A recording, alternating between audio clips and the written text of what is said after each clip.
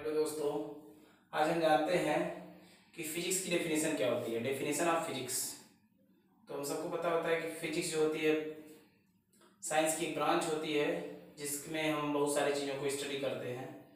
तो बेसिकली हम फिजिक्स में जो पढ़ते हैं दोस्तों, हमें पढ़ने को मिलता है कि एनर्जी और मास के बीच में रिलेशन क्या होता है। ठीक, तो एनर्जी और मास के बीच का जो रिलेशन हम पता करते हैं उसे कहा जाता है फिजिक्स। तो कह सकते हैं in which branch of science we study about the relation between mass and energy is called physics. ये क्रेडिट जो होता है दोस्तों, ये क्रेडिट जाता है साइंटिस्ट आइंस्टाइन को। आइंस्टाइन ही वो साइंटिस्ट थे जिन्होंने सबसे पहले मास और एनर्जी के बीच में रिलेशन को बताया था। उन्होंने क्या बताया था? उन्होंने एक इक्वेशन के जरिए इस चीज को स्पष्ट किया था, क्लियर किया था। उनका कहना था कि E is equal to M C square.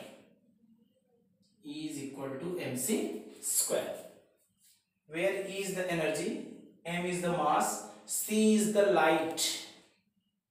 It is not light, it is the speed of light. The value of C, you know, C is equal to 3 into 10 to the power 8 meter per second. In the kilometer, it will be 3 into 10 to the power 5 km per second, or 3 lakh kilometer per second.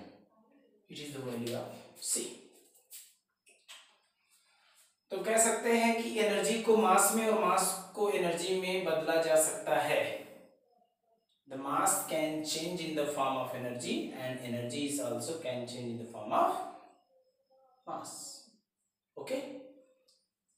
तो कह सकते हैं कि energy और मास के बीच का relation पता करना, हमारे यूनिवर्स में होने वाली जितनी भी फिनोमिनॉन्स है उन सब को अगर हम कहीं स्टडी करते हैं तो जब भी करते हैं तो एनर्जी और मास के बीच के रिलेशन के बारे में करते हैं।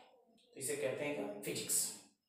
फिर से एक बार once again, in which branch of science we study about the relation between energy and mass is called physics. It completely explained with the help of this equation, that is E is equal to mc square. For example, एक छोटा सा example समझते हैं कि अगर हमारे पास 1 kg मास हो, कितना मास हो? 1 kg. If we have a mass 1 kg, then what will be the energy? तो कह सकते हैं कि E is equal to m is equal to 1 kg, C is equal to 3 into 10 to the power 8 meter per second. तो 3 into 10 to the power 8 metre पर second whole square. इसको हम लिख सकते हैं 1 को 1 ही रहने देते हैं या 1 kg लग के चलते हैं, कोई बात नहीं। 3 का स्क्वायर करेंगे 9 आएगा, 10 टू द पावर 8 का स्क्वायर करेंगे तो आएगा 10 टू द पावर 16 मीटर का स्क्वायर और सेकंड का भी स्क्वायर। इसकी मदद से हम बोल सकते हैं कि एनर्जी जो आएगी वो आएगी 9 into 10 to the power 16 joule. इतनी एनर्जी। कह सकते हैं कि अगर 1 kg का मास किसी भी तरह से एनर्जी में चेंज होगा तो जो एनर्जी मिलेगी वह मिलेगी 9 into 10 to the power 16 joule. I hope you will understand this topic very well. Thank you.